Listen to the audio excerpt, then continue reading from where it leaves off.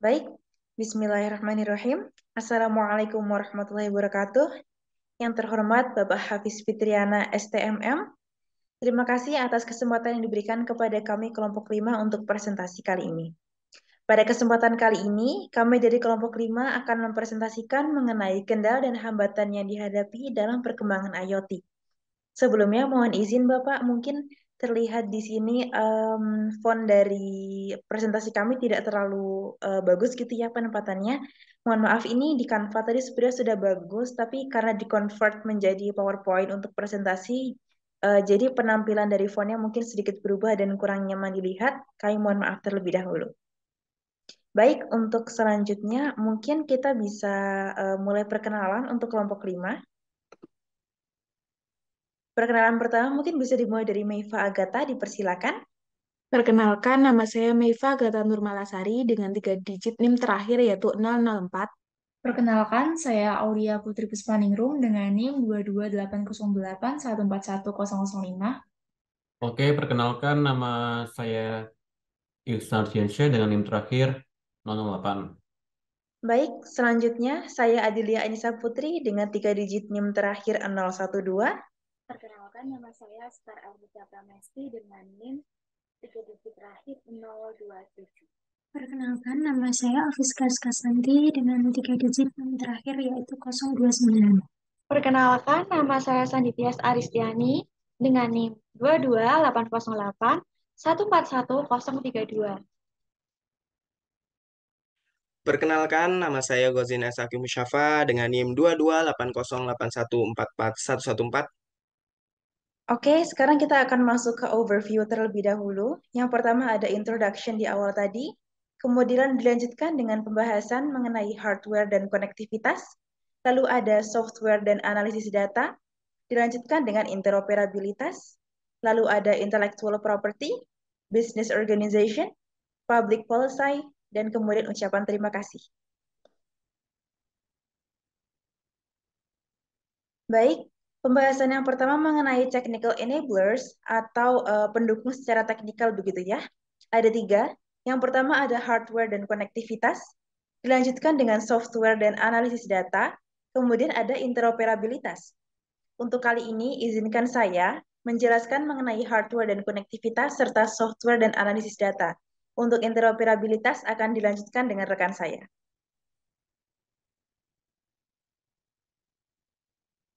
Baik, pembahasan pertama kita mengenai konektivitas ya, konektivitas dari hardware dan juga hardware, mohon maaf. Jadi, tipe hardware untuk berkembangnya IoT ini memiliki beberapa ciri-ciri. Yang pertama, dia low cost dan low power.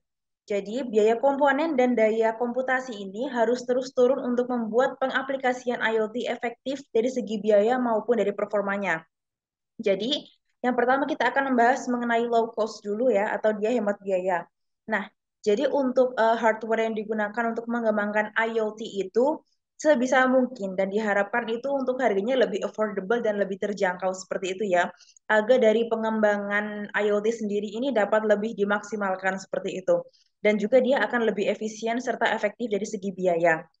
Nah, apalagi kan IoT ini masih dalam perkembangan terus-menerus ke depannya yang semakin membuat manusia ini lebih mudah dari berbagai hal seperti itu. Jadi, sebisa mungkin biaya dari hardware yang digunakan untuk pengoperasian IoT ini lebih affordable seperti itu. Kemudian dari sebelumnya contoh sendiri dia seperti RFID tag. Saat ini kan kita sudah marak ya menggunakan RFID tag seperti itu untuk melacak kayak barang-barang seperti itu. Nah, teknologi seperti RFID tag ini sekarang diharapkan untuk harganya lebih affordable dan lebih bisa dijangkau seperti itu ya agar perkembangan dari teknologi seperti ini bisa lebih maju dan diharapkan ke depannya RFID tag ini bisa digunakan untuk tracking barang-barang yang lebih low value seperti itu, lebih low value dalam kayak barang-barang barang-barang ketika nanti kita pengecekan ketika dia shipping, kemudian ada ketika manufacturing dan pengiriman dan lain sebagainya agar bisa lebih maju lagi seperti itu. Kemudian dari segi low power atau biaya tenaga rendah seperti itu ya, atau bisa kita katakan dengan kata lain itu dia ini hemat hemat tenaga seperti itu atau hemat energi. Jadi diharapkan ke depannya itu dari hardware yang digunakan untuk mengembangkan IoT ini tuh lebih efisien dari segi energi juga ya ke depannya. Karena agar selain lebih efisien juga, selain itu agar dia ini pengoperasiannya dapat digunakan lebih lama. Contohnya itu adalah salah satu teknologi IoT yang digunakan dalam agrikultur seperti itu. Nah, jadi dalam agrikultur ini banyak menggunakan sensor-sensor, misalnya itu untuk monitoring tanah gitu ya, monitoring apa namanya kelembapan tanah seperti itu. Nah, dia banyak menggunakan sensor. Nah, sensor ini saat ini sedang dikembangkan agar dia ini lebih hemat dari segi energi. Jadi selain dia ini lebih efisien juga, jadi dia ini bisa lebih lama digunakan untuk memantau perkembangan dan juga kelembapan dari tanah dan sebagainya. Seperti itu. Mungkin hal seperti ini juga bisa dijadikan PR gitu ya. Dijadikan PR atau kayak apa sih yang harus dikembangkan dari IoT selanjutnya, yaitu dari segi hardware tadi ya low cost dan low power seperti itu. Untuk selanjutnya dari segi hardware juga dia ini harus memiliki konektivitas yang luas atau kata lain tuh konektivitas di mana-mana gitu ya, tersebar secara merata. Nah, banyak aplikasi yang membutuhkan perhitungan data yang lebih kompleks dari berbagai sumber sehingga membutuhkan konektivitas di mana-mana. Nah, jadi kan IoT ya, Internet of Things, kita bergantung banget sama yang namanya internet, seperti itu. Nah, internet sendiri ini, itu kan dia cakupannya global, seperti itu ya. Dan secara em, realitanya tuh tidak seperti itu gitu, karena kita ekspektasinya itu IoT itu, internet itu tersebar secara merata ya, karena dia global, benar-benar di seluruh penjuru dunia itu internet tuh merata. Padahal pada faktanya itu tuh penyebaran internet serta jaringan-jaringan global itu tuh belum benar-benar merata di setiap tempat gitu loh. Padahal untuk pengembangan IoT sendiri dia ini membutuhkan jangkauan internet yang benar-benar luas gitu. Jadi secara faktanya padahal sebenarnya itu jaringan internet dan juga konektivitas ini belum semendukung itu untuk mengembangkan IoT secara maksimal. Jadi ini salah satu hambatan dan halangan pengembangan IoT dari segi hardware. Mungkin seperti itu.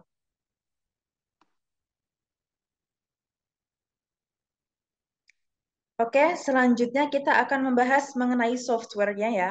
Nah, inti sebenarnya dari konsep IoT berasal dari analisis data dari berbagai sensor, dilanjutkan dengan keputusan berdasarkan data tersebut. Karena itu, software yang mendukung diperlukan dalam pengaplikasiannya. Nah, jadi kan namanya IoT ya, internet kita kan selain terfokus pada hardware juga tentunya pada software ya.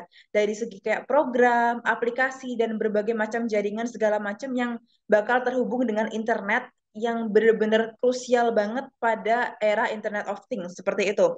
Nah, tentunya software ini harus capable, kapabilitasnya benar-benar harus canggih gitu ya, canggih dan benar-benar maksimal penggunaannya biar IoT ini tuh maksimal gitu di masa depan dan semakin baik gitu loh penggunaannya. Nah, jadi ini softwarenya ini harus mampu beradaptasi di segala kondisi atau kasus yang bakal terjadi gitu ya, atau yang bakal dibutuhkan sama masyarakat. Namun pada faktanya sekarang itu data terus analitik analitik ini ya secara apa namanya secara analitik itu apa namanya kayak software yang digunakan ini tuh belum secara matang atau secara maksimal digunakan. Dia ini belum bisa sepenuhnya kayak beradaptasi di semua situasi dan semua kondisi yang ada di masyarakat seperti itu. Jadi dia memang sekarang banyak ya kayak AI mungkin seperti itu yang benar-benar bisa canggih kayak seakan bisa berpikir sendiri. Namun tetap saja mereka punya batas-batasan tertentu. Nah, sementara IoT ini tuh membutuhkan software yang benar-benar bisa beradaptasi di segala macam situasi dan segala macam kondisi seperti itu ya, segala macam kasus. Jadi ini memang ke depannya perlu dikembangkan lagi karena IoT ini benar-benar krusial dan butuh banget software seperti ini. Nah, problem yang kita hadapi mengenai software seperti ini itu PR-nya atau hal-hal kendala yang membuat kita belum bisa mengembangkan software sepenuhnya untuk perkembangan IoT ini, yang pertama kita kurang skill, yang kedua ini SDM-nya juga kurang seperti itu. Nah, memang ada banyak banyak orang jenius yang mereka sudah mengembangkan gitu ya, mengembangkan software segala macam AI, robotik segala macam canggih-canggih yang bisa develop gitu ya, mengembangkan IoT. Namun sayangnya orang seperti itu sedikit gitu loh, dan juga walaupun ada orang-orang hebat seperti itu, nah pada faktanya ada gap atau celah antara pemilik skill dengan pengimplementasi atau pengaplikasi dari berbagai macam alat-alat ini seperti itu. Jadi mungkin untuk developernya sendiri dia sudah bisa menemukan alat-alat canggih seperti ini, namun si pengaplikasinya belum bisa memahami sepenuhnya alat-alat canggih seperti ini. Jadi gap seperti itulah yang bisa salah satunya juga menjadi penghalang untuk berkembangnya IoT dari segi software. Mungkin seperti itu. Baik, untuk pembahasan selanjutnya adalah mengenai interoperabilitas. Maaf, mungkin bisa dilanjutkan oleh rekan saya. Silakan. Selanjutnya yaitu interoperabilitas. Secara umum, interoperabilitas berasal dari bahasa Inggris interoperable, yang menurut Kamus Oxford berarti mampu saling bertukar informasi atau able to exchange information. Dalam Internet of Things, istilah komputer untuk sistem dapat beradaptasi dan berkolaborasi dengan sistem independen lain yang sudah ada atau perlu dibuat. Sehingga interoperabilitas adalah di mana suatu aplikasi bisa berinteraksi dengan aplikasi lainnya melalui suatu protokol yang telah disetujui bersama lewat bermacam-macam jalur komunikasi, biasanya lewat network TCP atau IP dan protokol HTTP dengan memanfaatkan file XML. Lalu, mengapa interoperabilitas sangat diperlukan? Interoperabilitas sangat diperlukan agar integrasi sistem informasi dalam satu kesatuan dapat terwujud, sehingga pelayanan terhadap masyarakat dapat semakin ditingkatkan. Yang selanjutnya adalah tipe-tipe interoperabilitas. Yang pertama, interoperabilitas sintaktik, yaitu interoperabilitas tentang struktur atau format komunikasi data. Yang kedua, interoperabilitas sematik, yaitu interoperabilitas tentang data yang dikomunikasikan atau dipertukarkan, memastikan bahwa data yang dipertukarkan dimaknai secara sama oleh pihak yang saling bertukar data. Contoh device interoperabilitas. Yang pertama, RFID atau Radio Frequency Identification merupakan sistem yang memungkinkan pengambilan data tanpa harus bersentuhan seperti barcode atau magnetic card. Yang kedua adalah tag, alat yang melekat pada objek yang akan diidentifikasi oleh RFID reader. Terdapat dua jenis RFID tag, yaitu perangkat pasif dan aktif. Tag pasif tanpa menggunakan baterai, sedangkan tag aktif menggunakan baterai untuk dapat berfungsi. Alat ini dapat berupa perangkat read-only yang berarti hanya dapat dibaca saja, ataupun perangkat read-write yang berarti dapat dibaca dan ditulis ulang. Yang ketiga, medis kebutuhan akan interoperabilitas atau plug and play, yaitu kemampuan mengeluarkan perangkat medis dari kotaknya dan dengan mudah membuatnya bekerja dengan perangkat lain.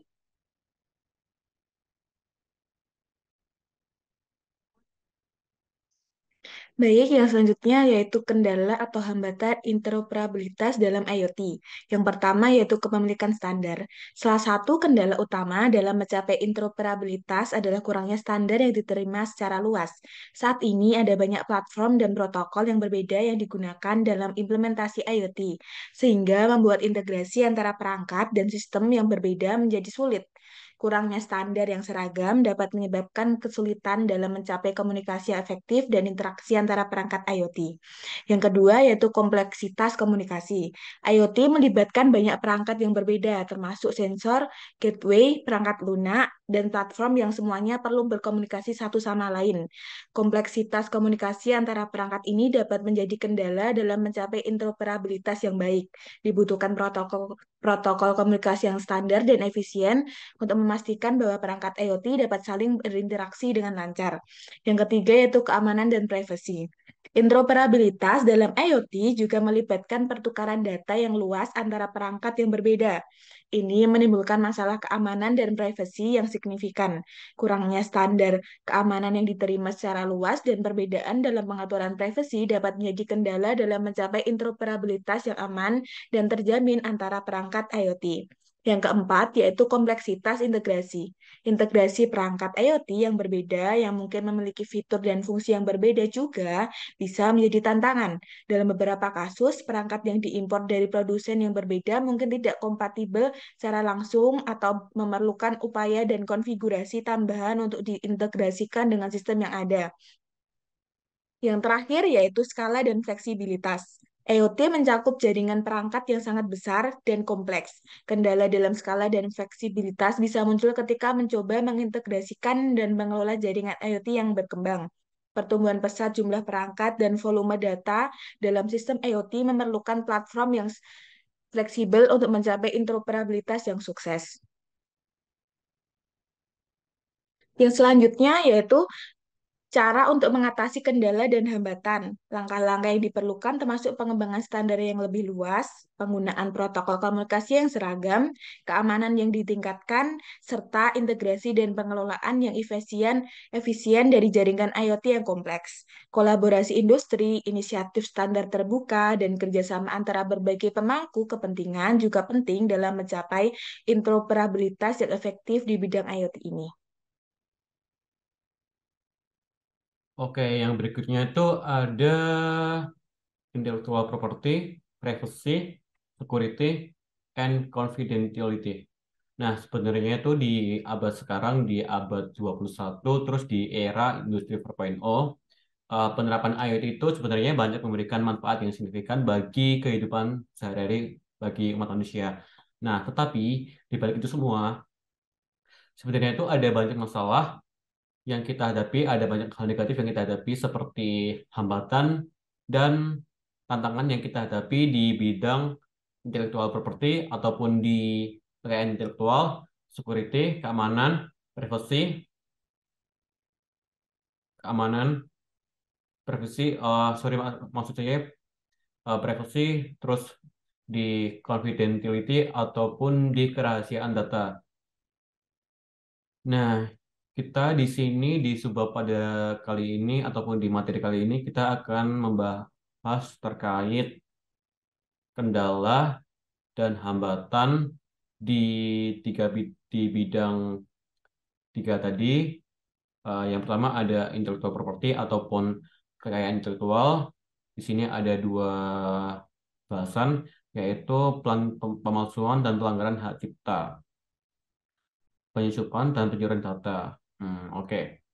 Jadi misal kayak produk dan sistem IoT itu sebenarnya itu kompleks banget gitu loh. Jadi kita kayak IoT itu pasti melibatkan banyak kekayaan intelektual seperti algoritma, desain hardware, desain software.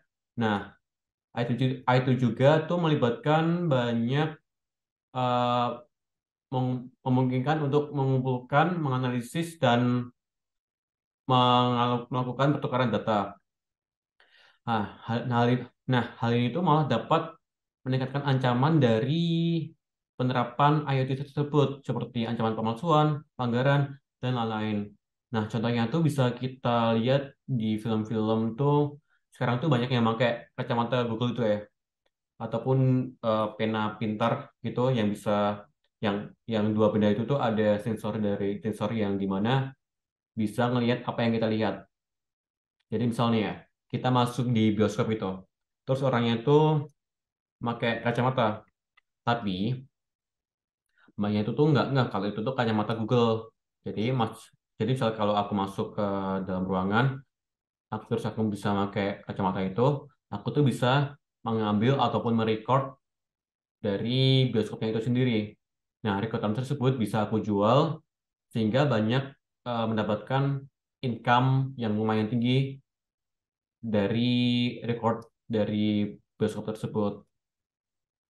Terus, buat yang security ataupun keamanan, di sini ada serangan terhadap perangkat dan kerentanan jaringan. Jadi kayak serangan yang kayak serangan yang dimaksud tuh kayak device yang terhubung dengan IoT, perangkat IoT, ataupun terhubung dengan jaringan yang dimana itu tuh bisa menjadi sasaran dari peretasan yang dilakukan oleh hacker. Mereka tuh biasanya itu menggunakan malware ataupun di DDoS. DDoS itu distributed denial of service. Nah, kalau misal kita bisa lihat itu di film hacker itu, mereka tuh pakai flash disk, nggak ada, pokoknya mereka tuh pakai flash disk. Terus flash disknya tuh ada isinya ada malware, ya di mana malware tersebut tuh bisa mengunci sebuah file ataupun membobol, bukan membobol sih, kayak mengambil data dari device yang kita punya. Misalkan nih ya, aku ada ada flash sini, ada flash disk, ada flash disk terus aku masukin ke device-nya si A. Nah, aku tuh bisa mengambil data dari device-nya si A itu. Nah, data yang diambil tuh bisa kayak password HP, password Google, password bahkan password dari suatu bank. Jadi misal kalau aku tahu banknya ini, aku tuh bisa bobol dari banknya ini. Dari situ aku bisa menghasilkan income yang lumayan banyak dari mencuri uang ataupun duit dari si A ini gitu. Terus yang ketiga ada privacy and confidentiality ataupun privasi dan kerahasiaan data, yaitu ada pengumpulan dan penggunaan data yang tidak terkendali. Terus ada identifikasi pengguna perangkat IoT yang terus-menerus terhubung jaringan. Jadi kayak IoT itu kan menghasilkan volume data yang besar, termasuk data pribadi dan sensitif. Nah, jika data tersebut dikumpulkan atau dibagikan tanpa izin dan tanpa adanya unsur undang-undang dasar, itu bisa menimbulkan risiko privasi yang paling serius. Kalau contohnya tuh seperti yang flash tadi, kalau tadi kan ada bahas malware, kalau yang sekarang tuh ada Trojan gitu. Trojan itu kan konsepnya itu ada flash disk isinya Trojan, terus kita sambungin ke satu device. Device tersebut tuh, bukan device. Jadi kayak flash disk tersebut tuh yang berisi Trojan tuh bisa mengunci dari file si A, si B, kalian. Jadi flash disknya itu bisa buat kunci file-file dari si B. Nah, eh, biasanya tuh hacker-hacker tuh menggunakan ini sebagai kayak ancaman gitu. Jadi misal yang hacker tadi kunci file si B, hacker tersebut tuh meminta imbalan, minta duit dari si B agar si B itu bisa buka file yang terkunci gara-gara flash disk dari Trojan tersebut. Nah, biasanya tuh hacker-hacker tuh bisa minta dana berapa ya? Puluhan bahkan ratusan juta gitu. Nah, dari itu hackernya bisa mendapatkan duit, terus si B-nya juga dapat menggunakan file tersebut lagi. Oke. Mungkin satunya bisa diteruskan oleh teman saya. Oh iya, aku mau nambahin eh, kita tuh bisa apa namanya? Bisa menjaga kerahasiaan data dengan melalui misal kayak kita mengikuti pelatihan IoT yang ada sehingga kita tuh bisa menambah wawasan yang kita punya terkait IoT sehingga tidak terjadi hal yang tidak diinginkan seperti pencurian data, pencurian kekayaan properti, keamanan, privasi gitu. Terus ada juga mau nambahin apa ya? Kayak kita tuh melakukan enkripsi data terus menggunakan autentikasi dua faktor. Sehingga dengan menggunakan dua hal tersebut ataupun dengan menggunakan dua tindakan tersebut, kita bisa meminimalisir kerahasiaan data yang kita punya. Sehingga hacker itu tidak mudah untuk mencuri data yang kita punya. Terima kasih. Di sini saya akan membahas tentang kendala dan hambatan di bidang business organization.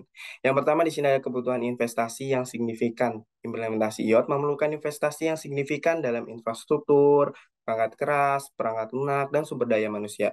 Kalau infrastruktur itu seperti IoT membutuhkan infrastruktur yang kuat untuk mendukung pertukaran data yang besar dan cepat antara perangkat yang terhubung. Hal ini melibatkan investasi dalam jaringan komunikasi yang handal dan fleksibel seperti jaringan 5G misalnya, atau jaringan nirkabel khusus untuk IoT.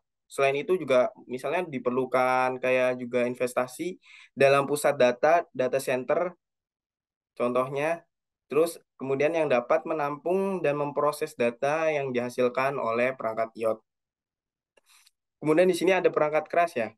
Perangkat keras itu seperti implementasi IoT membutuhkan perangkat keras yang sesuai untuk mengumpulkan, mengirimkan, dan menganalisis data dari perangkat yang terhubung. Ini termasuk sensor loh. Sensor, aktuator, gateway, dan perangkat lain yang diperlukan untuk menghubungkan perangkat ke jaringan dan mengirimkan data. Investasi dalam perangkat keras yang andal dan berkualitas penting untuk memastikan kinerja yang baik dan keandalan sistem IoT. Terus di sini yang ketiga itu ada perangkat lunak. Perangkat lunak itu kayak untuk mengelola dan menganalisis data yang dihasilkan oleh perangkat IoT. Diperlukan perangkat lunak yang tepat. Ini melibatkan pengembangan aplikasi khusus platform analitik, sistem manajemen data, dan sistem keamanan yang berfungsi dengan baik untuk melindungi data yang dikirim dan diterima oleh penerima IoT. Terus juga misalnya investasi dalam pengembangan lisensi dan pemeliharaan perangkat lunak tersebut menjadi bagian penting dalam mengimplementasikan IoT.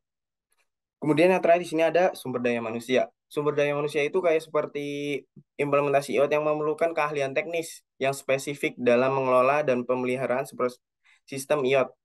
Perusahaan untuk melibatkan tenaga kerja yang terlatih dan terampil dalam bidang seperti pengembangan perangkat lunak, kayak jaringan, keamanan, habis itu ada analisis data, kemudian juga sumber daya manusia yang berkualitas ini juga memerlukan investasi lah pasti dalam pelatihan rekrutmen dan retensi karyawan yang kompeten dalam teknologi IoT.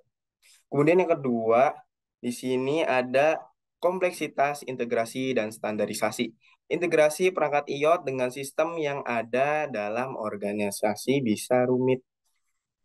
Kalau kompleksitas integrasi terjadi karena adanya misal kayak kompleksitas teknis seperti kayak inkompatibilitas format data, masalah keamanan, bisa jadi karena kinerja yang lambat dan kesalahan komunikasi. Selain itu, kompleksitas bisnis juga dapat muncul seperti kebutuhan untuk menggabungkan logika bisnis yang berbeda, memastikan konsistensi data, dan mengatur alur kerja antar sistem. Kalau standarisasi itu di sisi lain juga mengacu pada pengembangan dan penerapan standar yang konsisten dalam suatu domain atau industri ya. Kalau nggak salah, standarisasi itu bertujuan untuk memastikan keseragaman, interoperabilitas, dan kualitas yang tinggi dalam sistem dan layanan yang berbeda. Kendala dan hambatan di bidang bisnis organisasi yang selanjutnya adalah pengelolaan perubahan organisasi. Implementasi IoT seringkali melibatkan perubahan dalam proses bisnis dan budaya organisasi. Contohnya yaitu pengelolaan perubahan dan memastikan adopsi yang sukses oleh karyawan dapat menjadi sebuah tantangan tersendiri, terutama apabila terdapat resistensi terhadap perubahan atau kurangnya pemahaman tentang manfaatnya. Yang selanjutnya adalah masalah interoperabilitas. Perangkat IoT yang dibuat oleh produsen yang berbeda mungkin tidak kompatibel satu sama lain, yang dapat menyulitkan integrasi dan pertukaran data antar perangkat. Contohnya, misal saja kurangnya interoperabilitas dapat membatasi kemampuan perusahaan untuk mengoptimalkan manfaat IoT.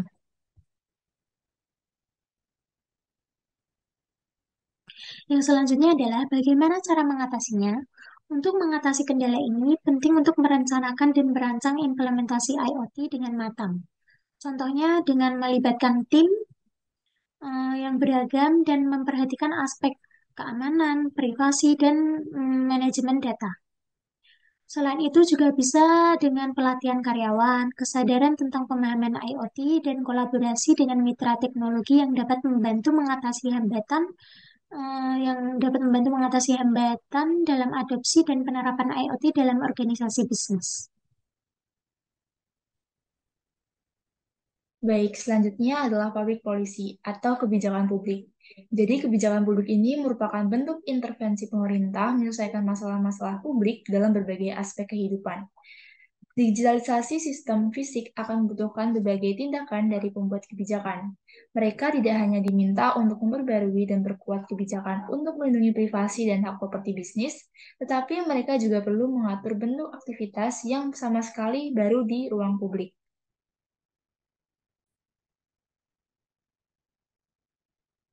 Oke, selanjutnya kendaraan otonom.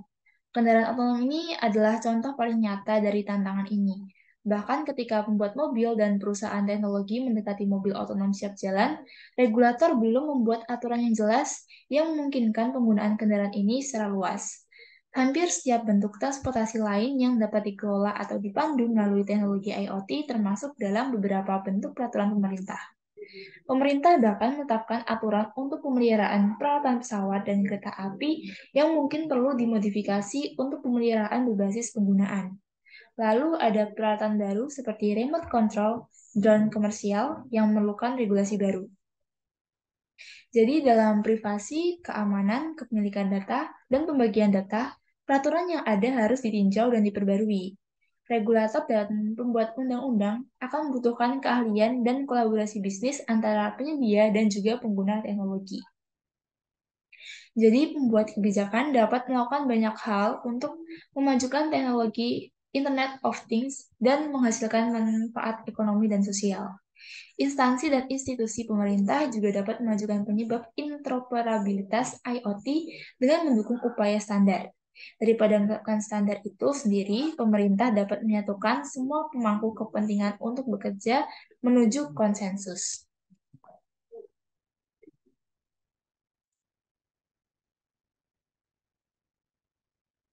Baik, ini adalah pembagian job desk setiap anggota kelompok kami.